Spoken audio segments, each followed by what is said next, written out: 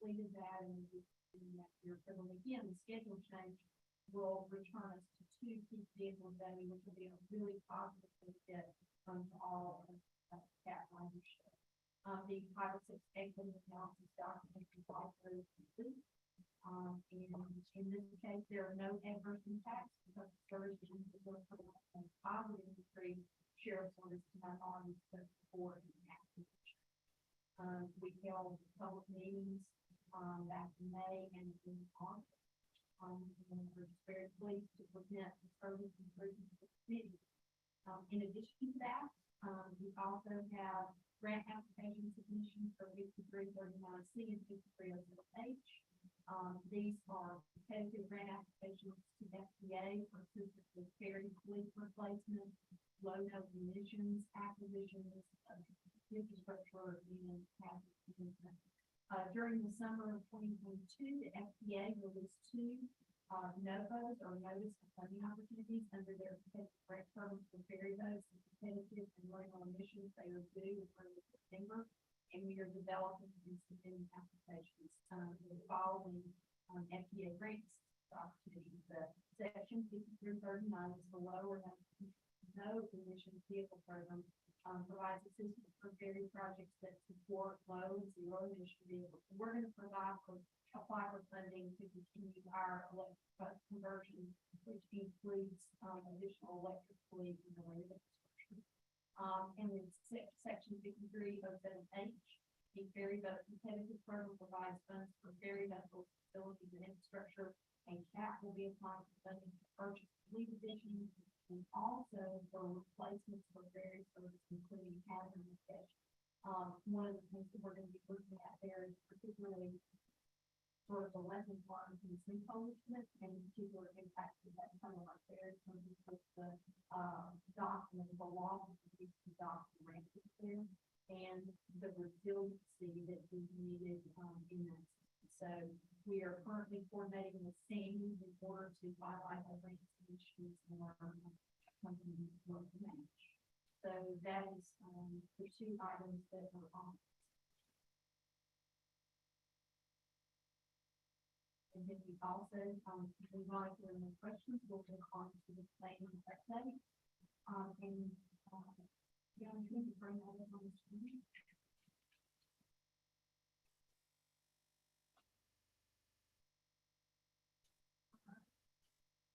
One thing I would mention as we start CAT planning today is, actually Rich, who is our grants planning manager, is running his first week today. In addition to that, Billy Sedgwick, he is the new systems planning manager, started with us today. He'll be the key staff person who'll be working with me and reading the master transit plan and other system level work we're doing. But we're very excited that our team is growing and really extraordinary individuals want to be a part of this success of that. We're excited about that. You can see the performance indicators for CAT ridership in July. If you have any particular questions about those, I know it's actually prepared this report. I'll be sure to refer those over to her for other questions. We also have the CAT under the CAT planning items. The CAT master transit comprehensive plan. We are moving towards the contract which was approved at the last board meeting with the selected vendor Nelson Nygaard, and we are working also with the steering committee, the comprehensive community steering committee. That will also be energized and working with that group. So both of those things are well underway in addition to contract and the coordination of that plan committee. APC passenger counter certification action from FDA, which is really important for us. Just mentioned already the equity house and the return around cleaning service. The Garden City update. We are very excited, and one of the things that you will see more detail on this week with Snapshot is the we now have the draft intergovernmental agreement as well as the cost proposal for the Garden City expansion over to the Garden City officials for consideration. So that first expansion is almost within reach. We are very excited, and Garden City is very excited. And then we also just discussed the FBA grants commissions, Ferry and NOAA. We, again, we mentioned on the ABC automatic passenger return certification that we were just awarded.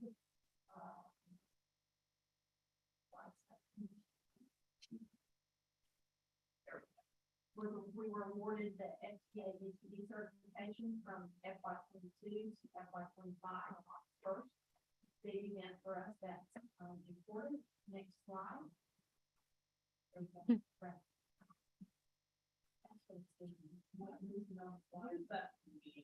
Certified. Ashley, do you want to talk a little bit about the APC automatic passenger counter certification? So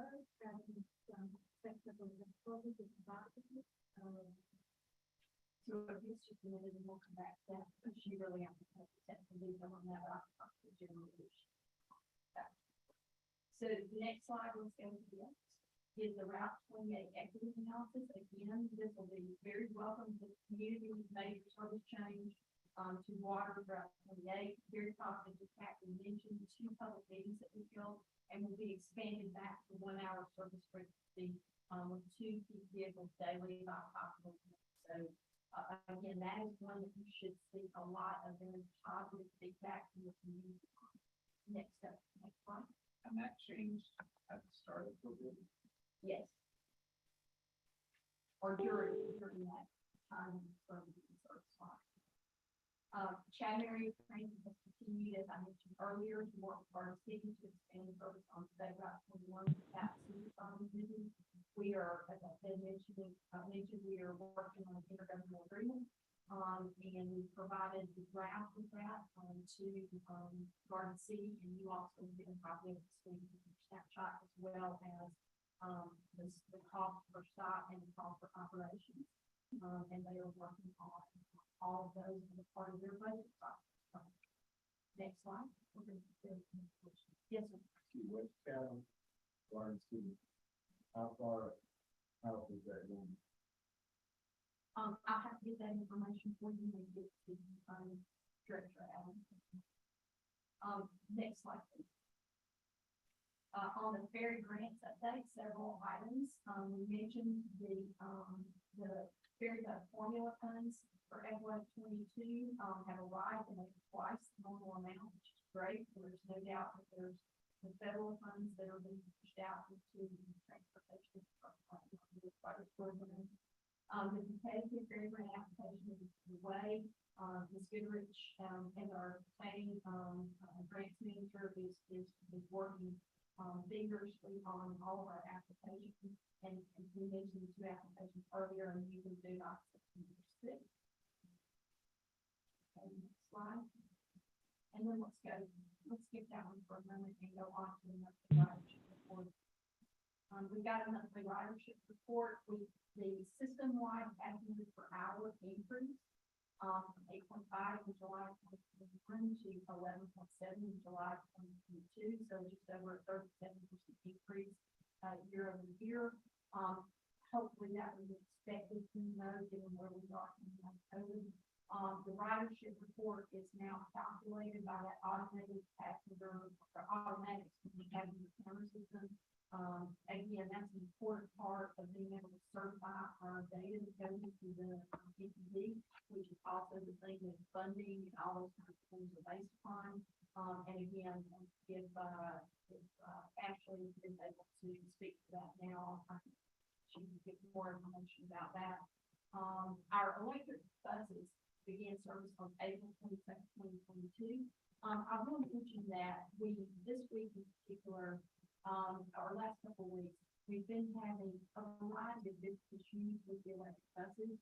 I think some of it is just those kinds of system bugs that have to be worked out. But Gillig is on site as we speak. And they've been with us all week and will be with us for the next several days. And we expect to have all 6 electric buses back on the road tomorrow. Again, I don't think it's some sort of persistent issue, but it's some of those kinds of things that just are working. Actually, are you able to join me here? Can you guys hear me? Yes, we can hear you. There was a question earlier, Ashley, about the APC. Can you talk a little bit about that and how that is used as a coordinated system?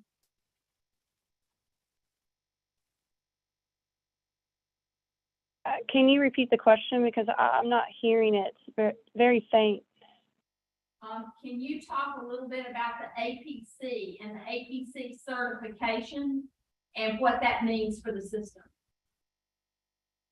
Sure, absolutely. Our APC certification is part of our National Transit Database data submission, which is handled at the administrative level for the agency back to the FTA for our federal funding allocation calculations.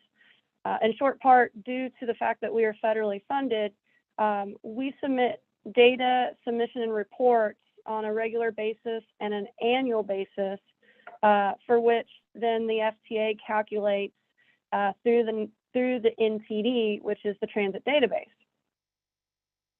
Having the APC certified, those are our automatic passenger counters, streamlines the function of our submissions on both a monthly basis and the annual reporting. Also, we expect to see higher ridership through our APC, as our APC is a little bit more reliable and tracking for specifically the ridership calculation, as well as passenger miles traveled, which would be PMT. This certification is for 3 years, and then at that point, we will renew the certification in fiscal year 25. Actually, if you could also comment on one other item, the termini for the Garden City route expansion on SR 21. Can you state the termini for that improvement for service expansion?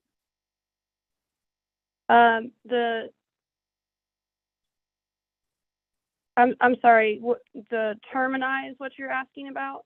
Yeah. Or just yes. So the start and finish of State Route 21 is about a 1.75 mile section, just a little under 2 miles.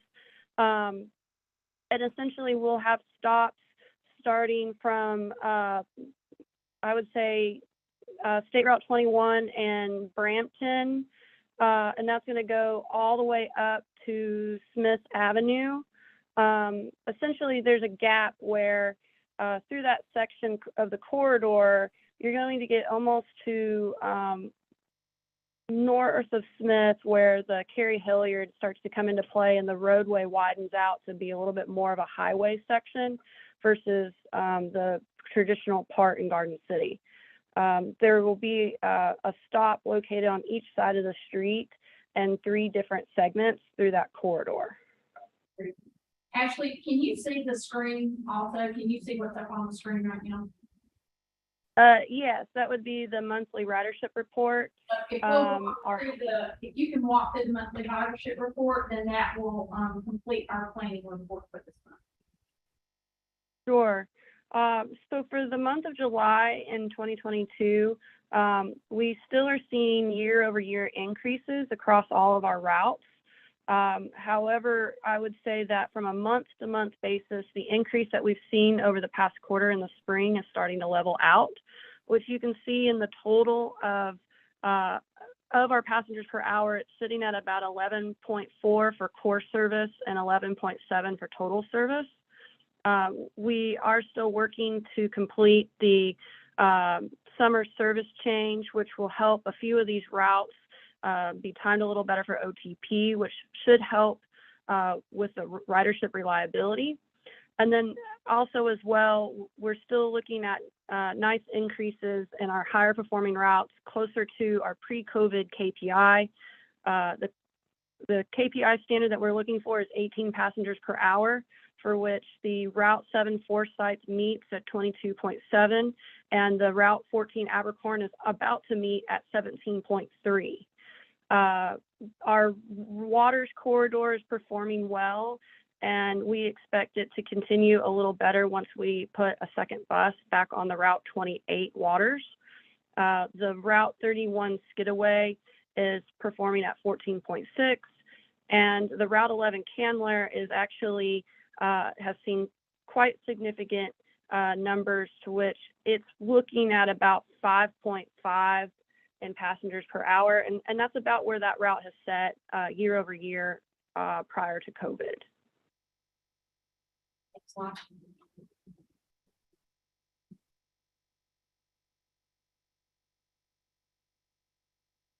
To continue for page 2 of the monthly ridership report, our on-time performance, until we institute the next service change for reliability, you're still going to see about the same between high 50s, 58% to low 60s, 62% overall OTP. When you break this down by route, you're going to see quite a bit of early time, which is the yellow. That's what we're trying to focus on. We'd like to eliminate early OTP in the next service change. And then, of course, several of our routes are running quite late. The Route 31 in particular, its time is very tight right now at the moment. To scroll down through the next couple of pages, you'll see our passengers per hour. This is just sort of ranking the routes for weekday, total week, and weekend percentages. And you can kind of see where there are some differences in our routes, especially in our different corridor directions for weekday versus weekend ridership.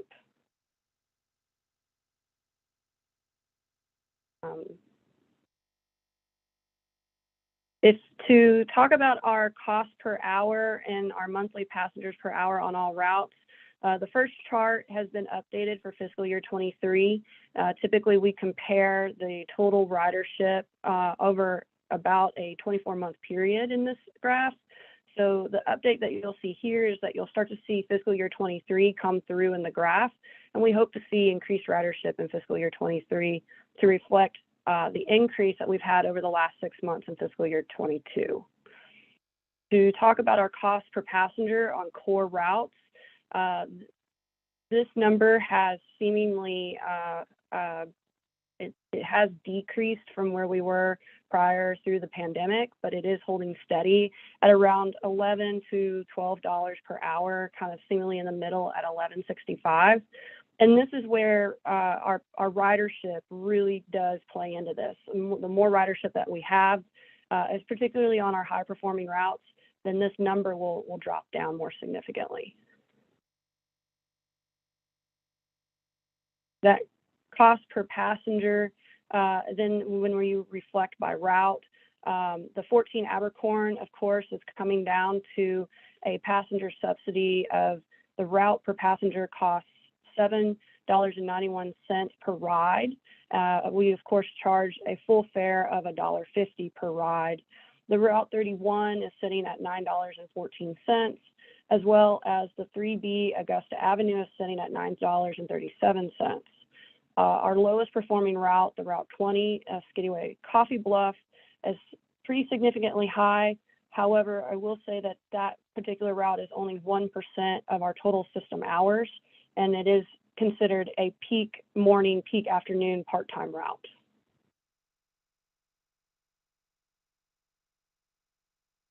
The further graphs below are going to be the passengers per hour and a suitable graph by route so that you can see where increases by route or stagnation is seemingly at play.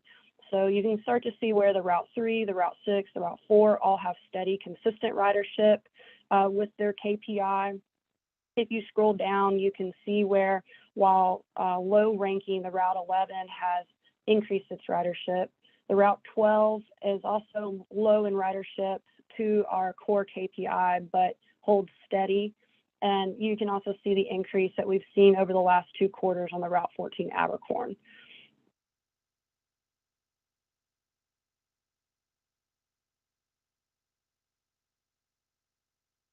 We did add the dot to these graphs earlier this spring, And to talk about the fluctuation of the dot just a little bit is that we are seeing route increases. However, the data points are something that we're looking to reflect on a little bit better now with the APC certification. The last page of the monthly ridership report is going to be all of the system data that we put together as a starting statistical analysis, which is going to be passengers, revenue hours, and your total passengers per hour. The revenue hours will fluctuate from month to month because we do have a different number of weekdays, Saturdays, and Sundays in service, as well as different months of the year provide a holiday calendar.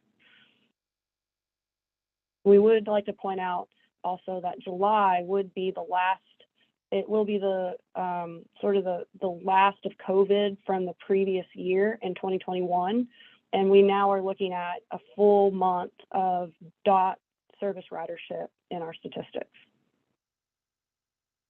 And that would conclude the ridership report. I'd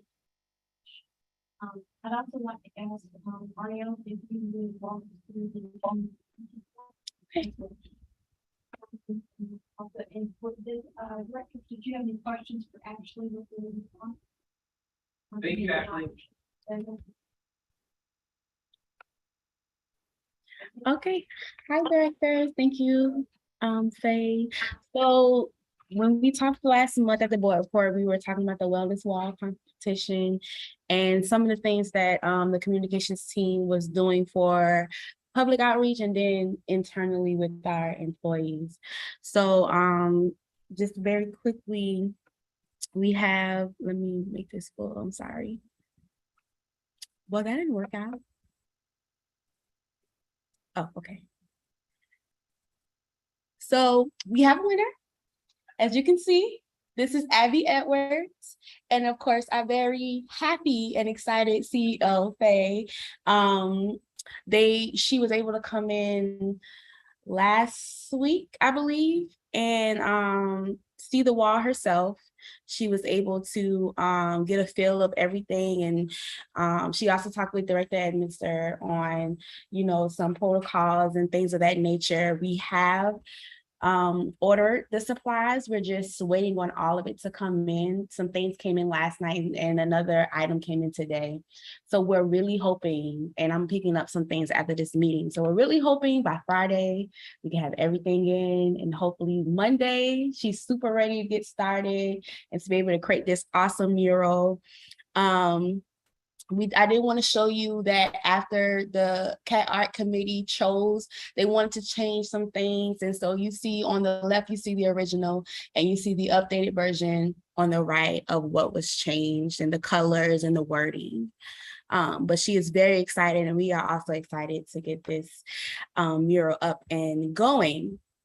So one of the things that I was talking about the CAT employee outreach is we were starting to do a Fun Friday, and we want to, this is an initiative by Faye, and she just wanted us to, also we're doing the wellness center, but we want our employees to know that we are thinking about them every way we can. So we're going to start doing a Fun Friday once a month, and it's starting August 26th, and it's going to be about a football theme. We're going to have food, games, prizes, just so they know that CAT is a welcoming place to be, and we want to provide that as much as we can. So very short, but I'll have more for the board meeting on them. And I have a Wednesday. Sure. Oh. I'm going to wish them in the morning. Oh. That's how you do it. That's how you do it. Right. You're welcome. Well, I think that is I would give huge kudos to the comms team. They've been just doing a wonderful job with social media and pushing our messages and our brand out there. And we got some really exciting things coming down the pipe, including the plans for the 35th birthday party celebration. Yeah. Sometime after we're setting the date, working on the date. Get ready. One thing I will mention, just as a CEO report as well, is, I know that you all are used to getting the snapshot every Friday. This past Friday was a little bit later, because there was a very large, limited comprehensive organizational system. That is one of the things that's making our contract, to be provided by August 7th, that include certain things in the budget. Together with that, you'll also, though, at the board meeting this month, you will get the full budget book that includes our performance measures, all those kinds of things, and you'll get it in the hard copy book to have and reflect upon and so forth. So we're very proud of Ms. Cutter and her team, have just done an exceptional job of preparing the document. It, I think is evidence of two things. One, both the financial stewardship that you have received from us, and also the professionalism, which we bring to every aspect of the project. So, again, I hope that email, I know it was bigger than usual with a lot of information, very helpful and useful and valuable to the project. It was great. I love a long email, especially one like that. I do long emails, it's great. Two random questions I've got. The National Transit Database sounds like a cool place for a lot of fun things. Is that like something that people can? Is it like a web portal or something? It is publicly available on the website. I can check it out. I don't think the website is Google. I have to say. You can see us against all of our conditions. Oh, cool. Also, It usually runs a little bit time. oh, that's fine. Data, cool. I was reading on NPR that the Inflation Reduction Act might pass. Well, I would imagine that'd be good for all transportation. It feels like there's money in there for low, no emission, et cetera. Things that help support us on the field of climate change, resiliency, our go green initiatives, and so forth. There's a world of opportunity that the funding mechanisms that have been pushed out in this administration. You know, it's wonderful, and it's also, you know, you're constantly, there's so much you're constantly working through it. And that's part of what Ashley leadership does, the nonprofit that's coming out of that. And we also have remarkable support from our representation team with Squire and also the history author. So, you know, they keep us on top of all those things. And again, we reiterate, we're not going after any great everything. We're making sure we're being very selective and careful and targeted against where we are in terms of needs, where we are in terms of our budget, and how we're matching all those things to meet needs most, and doing that needs very thoughtful and deliberate way. And the master transit plan is going to be a real key to helping us create the blueprint for how we keep that kind of a consistent business approach over the next decade.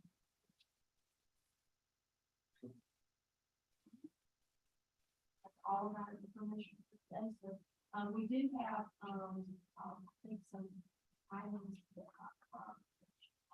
mentioned under the other business.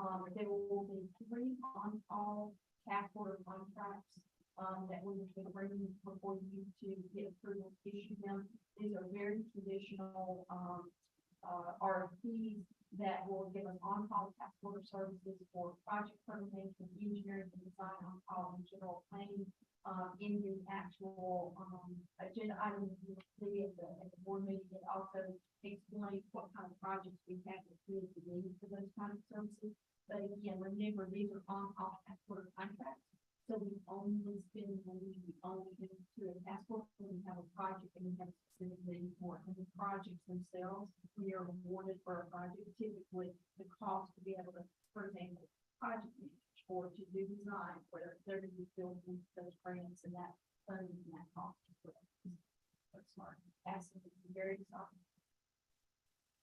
Check, I haven't given you a question.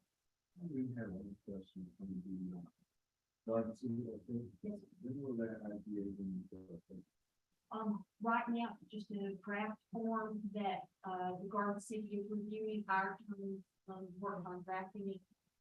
We'll have to bring it before you, but we're getting their comments too, so we got all that packaged together. And they're also, they need the IGA draft to be able to back up what they're contemplating as a in their budget process right now against the cost of the program. Again, both of those drafts, both the cost proposal and the IGA draft will be attached to your snapshot list. So you'll have that together. But I would guess we're probably maybe a month or two out from that coming before you board. We're moving on, which Garden City is really very exciting. We also had some really good conversation, yesterday, around, you know, their, how we look at what CAT does and the kind of regional impact it could have, especially if you're really stressed. So we're starting to have some more of those conversations and you'll be hearing more about that.